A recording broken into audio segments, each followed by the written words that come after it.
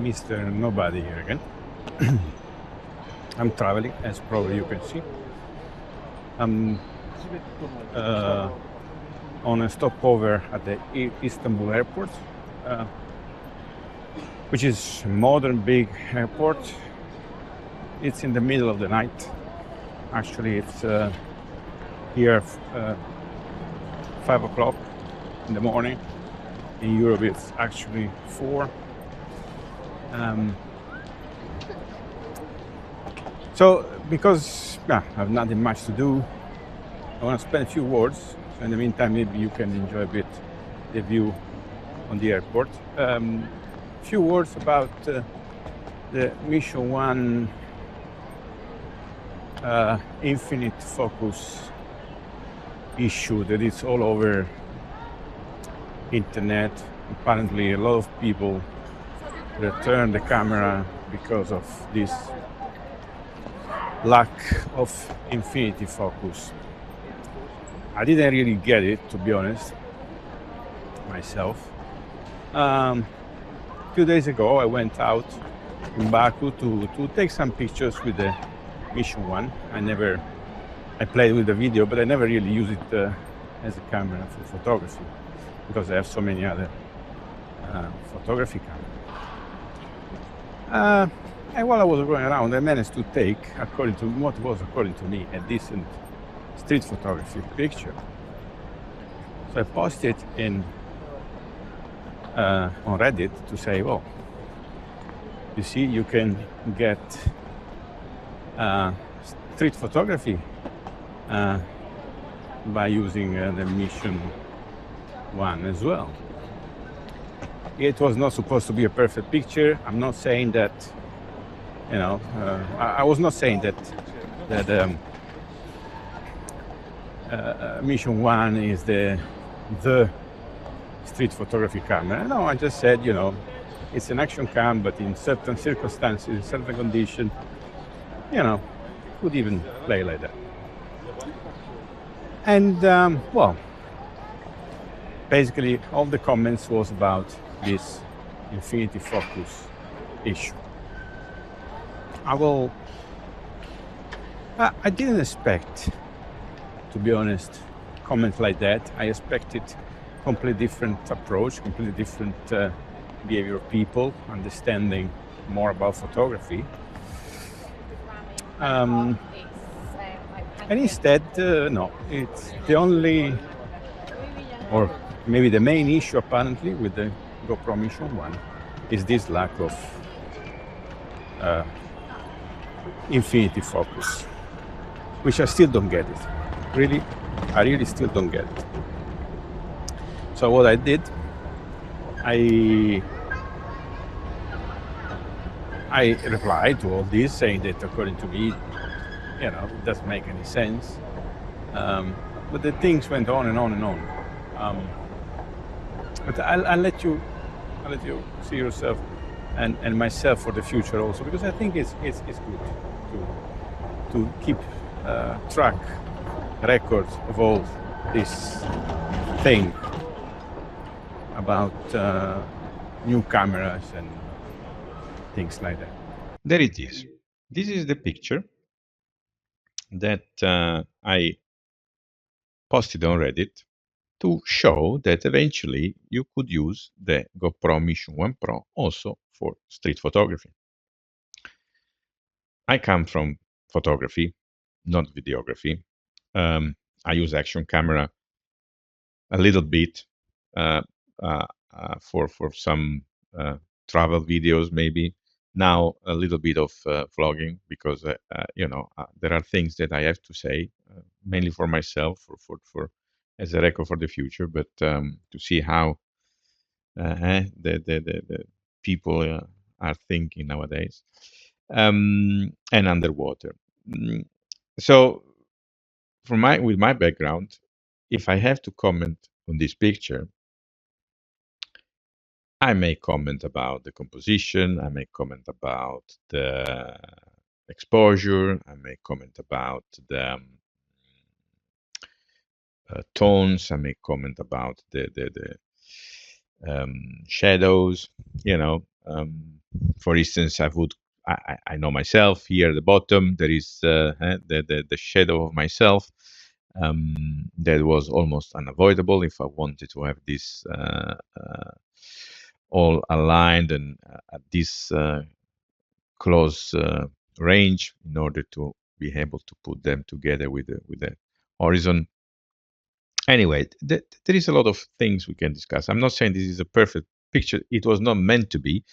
It was only, as a sample, so to say as a sample that the Mission 1 Pro not necessarily can be used exclusively for action pictures, but also for street photography. It's not ideal. It's not easy. It's very wide. You have to go very close to subjects. There is a lot of things. I'm not saying that this is the ultimate street photography camera, but on some occasion, it could give you decent pictures also in terms of street photography. For sure, they give good pictures also for architecture. Um, anyway, what people commented, the only comment I got was that all about these three people here, on top of the head of this guy with the blue cap, are out of focus now. And you can barely see them, right? Number one. Number two, they are not the subject of the picture. Why do I want them in focus? I see there is some people here, but they don't have to be in focus. Now, in my opinion, but even the building here behind, they are, relatively sharp, but this is not the purpose of this picture. This is not the. I don't think anybody can really believe that makes sense to have this full in focus. Normally speaking, in photography, I don't know which kind of photography these people have in mind, but beside the fact, for instance, that this distance there is the air. The air is already because the air is not transparent. Maybe people don't know, but today was a very clear sky, bright day. But I don't know if you use a lot of zoom. You see that if you zoom 300, 400, the air makes things blurry because the heat, if you have heat, when the air is heating up, you see. So, I really don't understand what people is really looking for with this infinite focus. Now, to me, all pictures should be watched without magnification. There is no point. I mean, this is a picture that you can print easily on A2, but normally you print on A3 plus without any issue. And you don't go and watch close, like you don't go and watch close the paintings, right? And if you look at the greatest pictures of our past that made the history of photography, they are all on film. And if you go and magnify them in 200, they are all blurred. So really, in general, I'm not one of those, that like to go.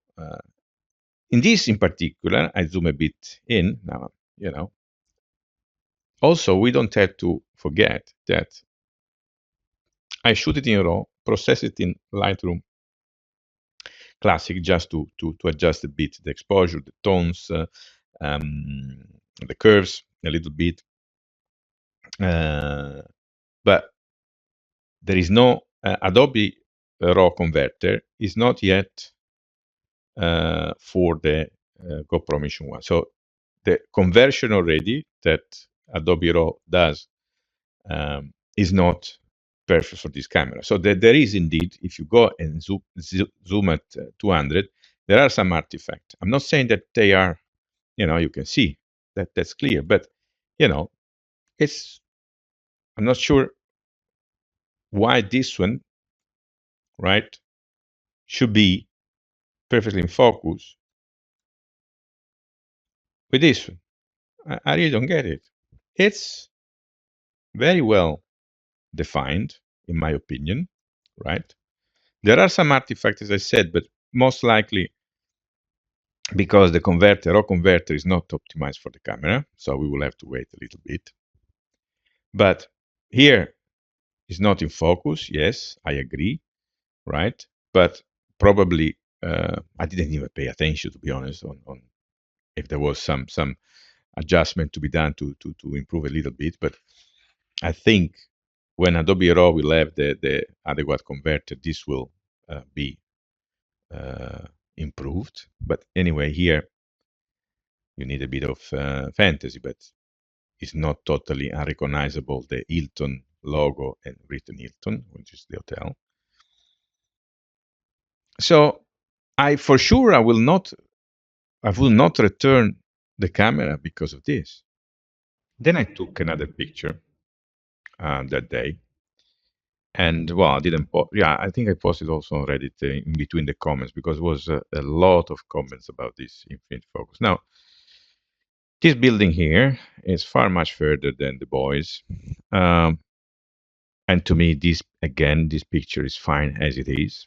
I could have cropped it a little bit, maybe, but that's again composition. Crop it a little bit to reduce a bit the water at the bottom, and so pulling a bit down the building, in order to have something I would say cut a bit like this and go up here, so to have a bit more two-third rules instead of center. So okay, but it's all about photography. We go to zooming in now. I mean, again, is it that bad? Well, to me, honestly, not at all. And we are here 56%, still very decent. Actually you see here the pretty clearly the reflection on the glass, and you start seeing also the rope that are normally used by the window cleaner. So I mean, here we are 100%. I can see the rope.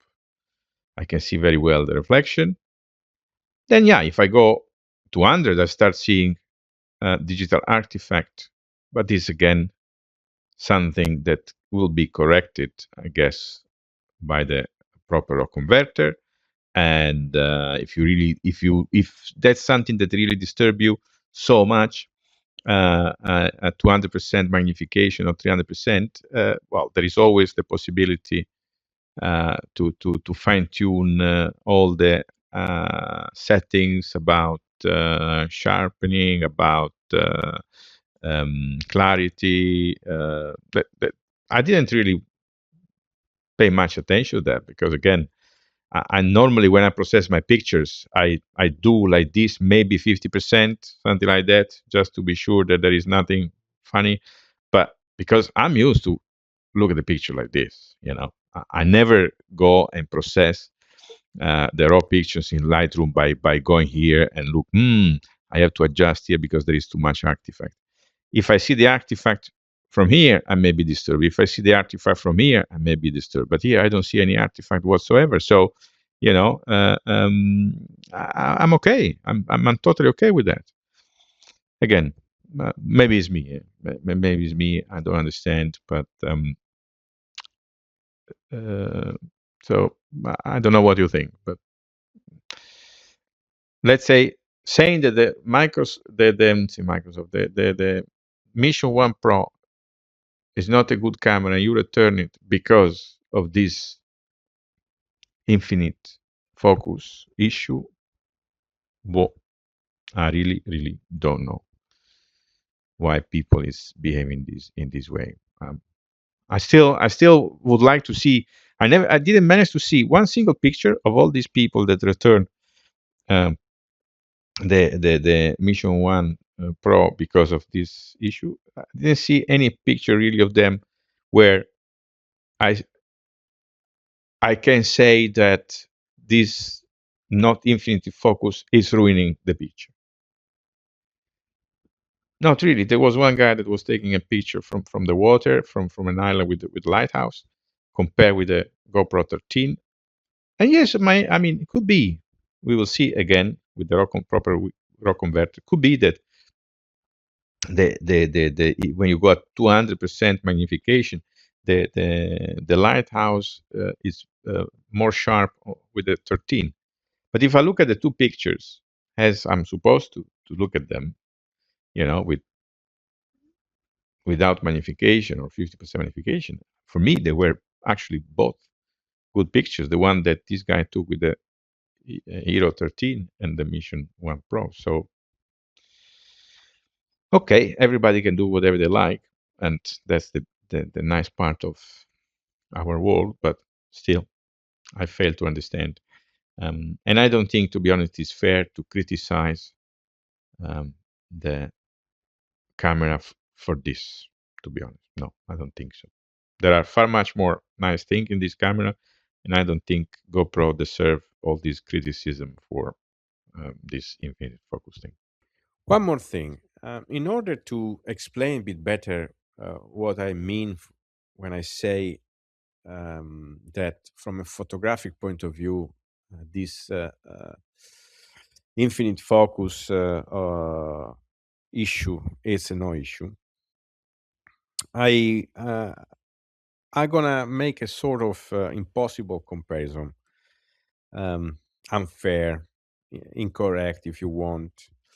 I'm gonna compare now the pictures from the GoPro Mission 1 and from the my new Lumix L10. Of course, these cameras are completely different from almost every aspect. One is an action camera, more for video, designed more for videos. The other one is a photography camera with some very good video capabilities, but designed for photography. The sensor is completely different. 1 inch versus micro four third. The lenses are different. Um, and why not? The price is completely different. One is more than double than the other. So um, it's not really something you should compare. But even though, if you compare, there are some interesting findings. So here, this image is the picture coming out from the JPG picture coming out from the Mission GoPro. With setting sharpening low, the noise low. And this is the image coming from the L10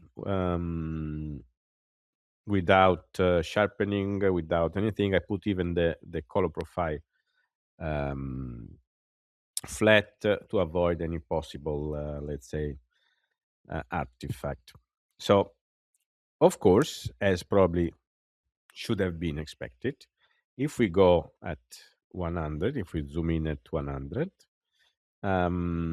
we will see that from the GoPro, the image is quite soft, I would say. It's not particularly sharp. There are quite some detail because here I can see Zara, I can see Rabat. So the commercial here are readable, not that clear. Of course, as probably is correct to expect, the L10 is far much more sharper. But as I said, there are two different cameras. Um, but let's see one step further. I imported the raw file for the L10 in Capture One because that's what Lumix advise as editor. And instead, the GoPro Mission 1, I went with the Lightroom Classic because the no editor has yet the raw converter for the Mission 1 Pro. So Adobe has one, let's say, general converter, raw converter, generic, that allow you to open the picture, but is not optimized for the camera. And that's, I think, means quite a lot.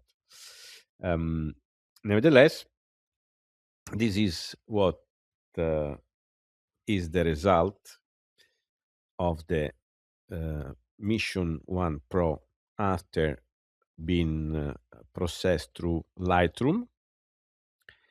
And this is the one after coming out of the Capture One from the L10 RAW file. Now, my point wants to be, if you look at those two pictures, one and the other, right? They are roughly same.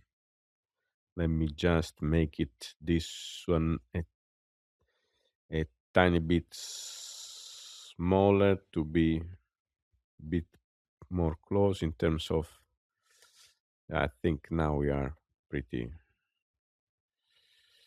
similar as focal distance. So actually I have to maybe zoom in a little bit. Yeah, this is sort of comparing.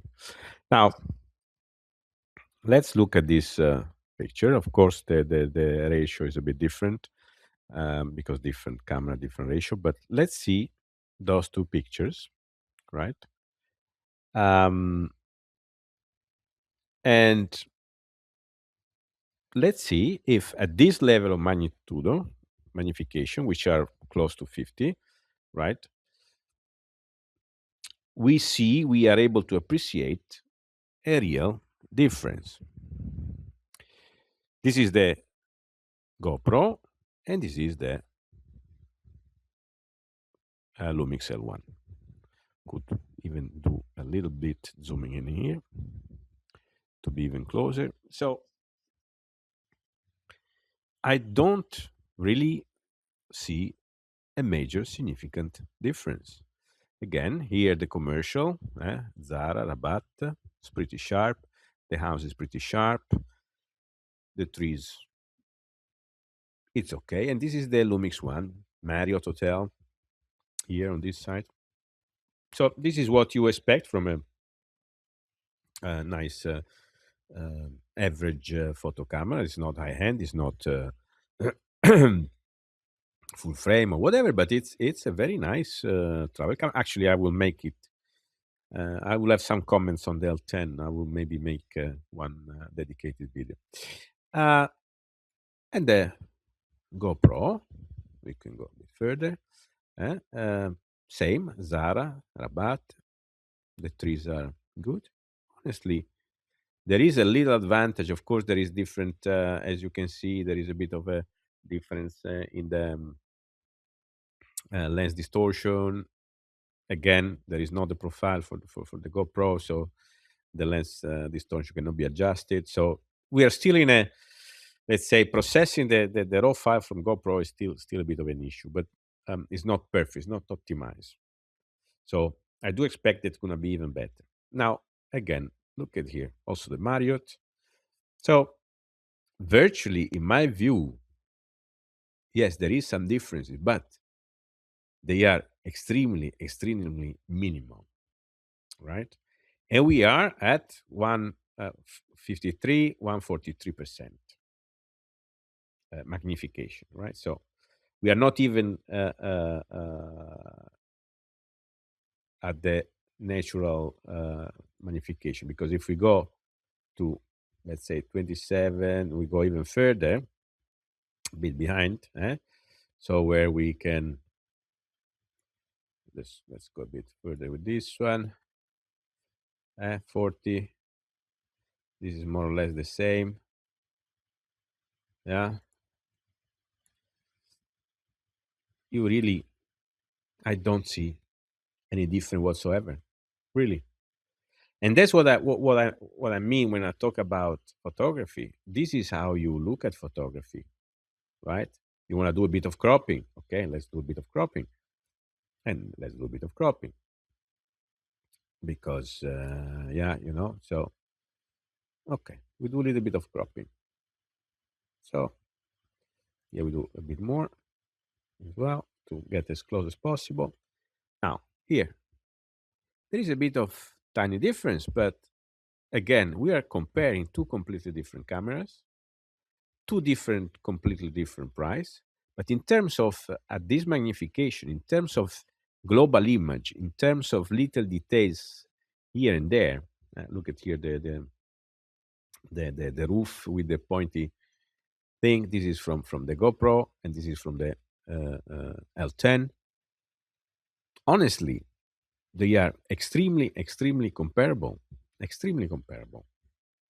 The image, while the camera are really not, because I will have another video about prices. But if everybody likes to talk about prices, one costs double than the other, guys. Eh? But with one, I can go underwater. With the other, not. The videos. So it's okay. One has one lens that is fixed. The other one has a dedicated zoom lens that is known for its quality. So the cameras shouldn't be compared, but the images at this level of magnification, and we are now at 71%, right? They are comparable to me. They are comparable to me. Of course. Now let's go a bit more 100%. 100%, which to me is the maximum acceptable in terms of magnification. We will go even further today, but to me, this is the maximum that we should really look at it. At 100%, you start see a difference, okay? So you start seeing that indeed the L10, which is this one, has more detail than the GoPro. But that makes sense. We are talking about completely different um, sensor, different lens, different cameras. So even though the if I look at the GoPro, it's still acceptable to me, right? I mean, the level of detail is decent, but I'm not doing a pictures like this, right? To then watch it or printing at 100. That's not the purpose of this, right? In my view, at least. Because if I need this kind of level of magnification, then the GoPro is not the camera for that. Definitely not. And even with the L10, if I want to do this, I will use the zoom. Here, this picture to be, let's say, comparable with the GoPro, I put the lens at the widest point. But if I want to take a closer picture of this inner court, for sure, I will use the zoom. I will not of the zoom, the lens zoom, not the digital zoom of through software, right? So still, yes, the L10 is better as it's supposed to be, but again, the GoPro is not bad to me. Then, if we go at as I see people doing it at 200, right? Then yeah, okay, 200. Let's go 200. At 200, you start really see a clear difference. We got 200 here. Uh, Here there is a complete different level of detail, right? So here you, for instance, in this house, you don't see the bricks, while on the L10 you really see the bricks, and that you see already, you know. But also here you see that there is an improvement made. This is the JPEG coming out of the camera, and this is the L10, and this is the process JPEG, a bit of contrast, a bit of processing of the Capture One Pro by itself in converting the RAW. So there is some optimization done as well there. Instead, if you see the GoPro, you know, this is the GoPro straight out of the camera, and this is the GoPro straight out of the camera, and this is the GoPro processed. Now, I didn't try because I'm not sure that makes sense to increase the sharpening on the GoPro settings. I'm not sure it's gonna get any better. Maybe a little bit, but I think it's very much artifact. I think the editors are normally better. So, but there is quite a difference between this is the process. Even though I repeat again, there is not a proper RAW converter for the GoPro, right? So again, yes, there is a lot more details, much more clarity. Now also here you can see super step. You can read on the GoPro, not really anymore. But you have to go to 200%. And what's the purpose for? Why we should evaluate picture 200%? That's again is behind my comprehension. But now let's do something totally crazy, right? Let's go to the maximum scale, 800, right? Let's go there. Let's go there. Since we like to go this level, let's go this level. Okay. So now, of course, there is a difference, but is it this good? No, of course not, right? And is that so much worse than this? Bah, I mean, yes, it is worse, but that much worse. I mean, there is a lot of artifact, but here too, right? And yeah, again, we are talking about here. I can still see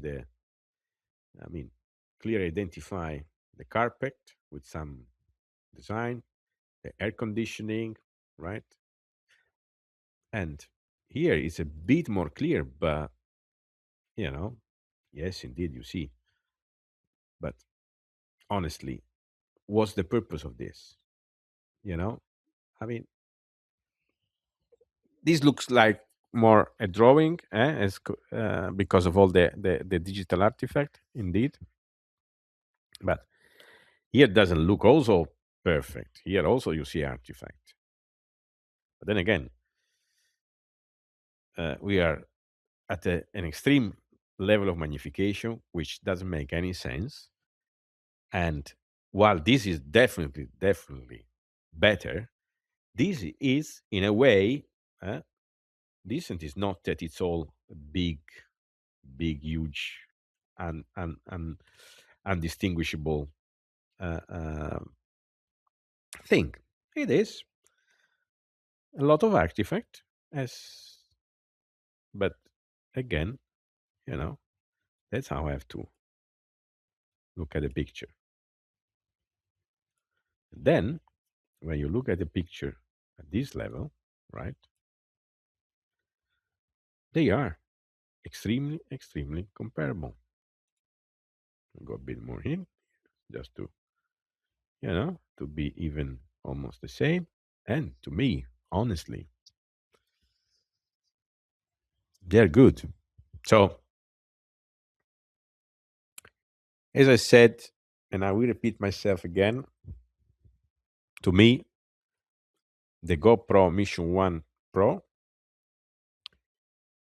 despite, again, we still have to see how it's going to be with a proper editing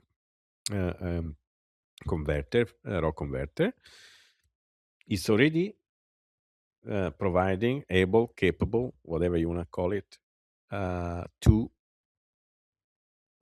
take pictures that are comparable.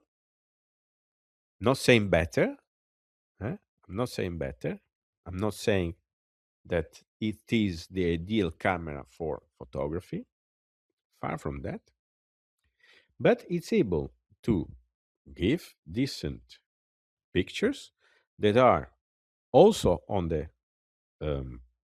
infinite focus, comparable when you look them as you are supposed to look at them, with a picture, dedicated photography camera coming out.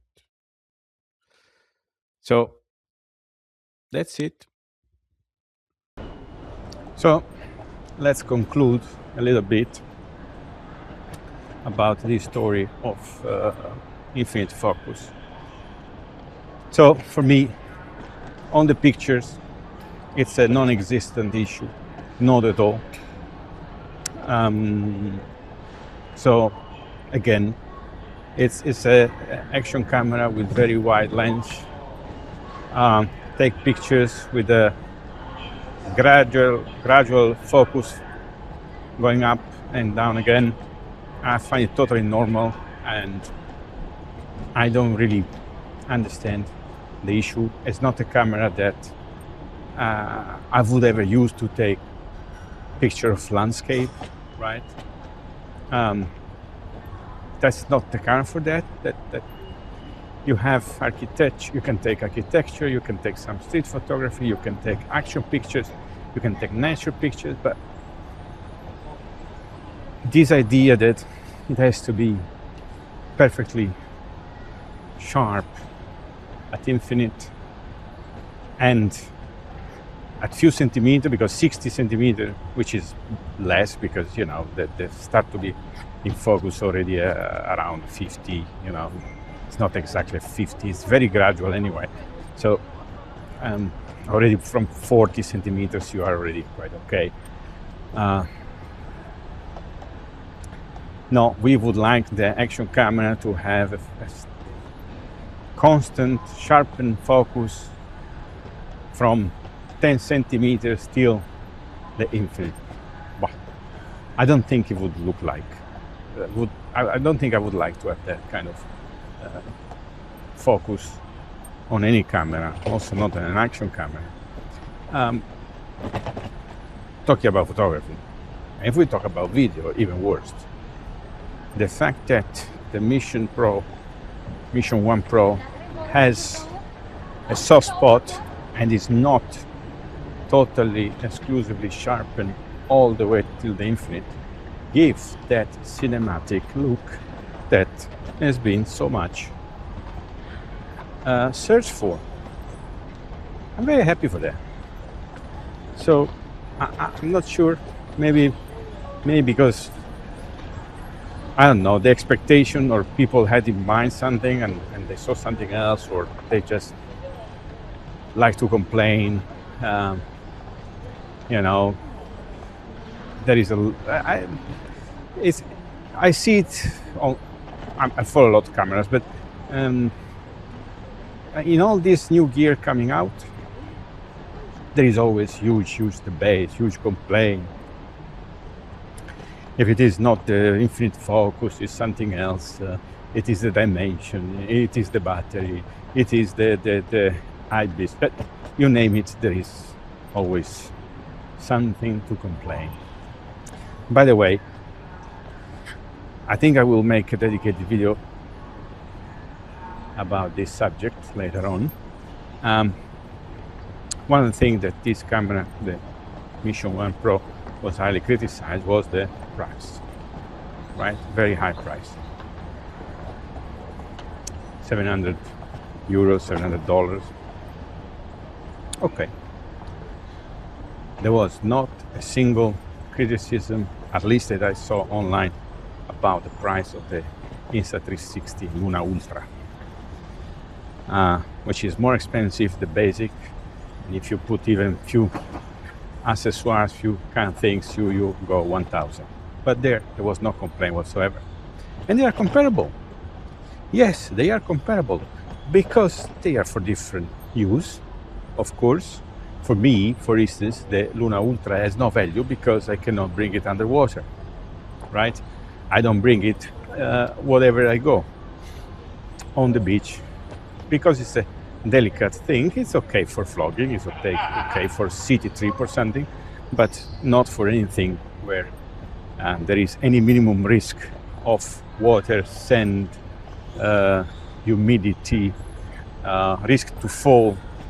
So at the end of the day, they are comparable equipment for different use. But for one, everybody got shocked about the price.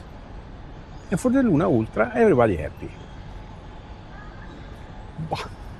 But I want to come back on this subject later on. Because I think it's worth to spend some words about it. For the time being, I will catch the plane in the middle of the night to go quickly home for a few days and enjoy the day.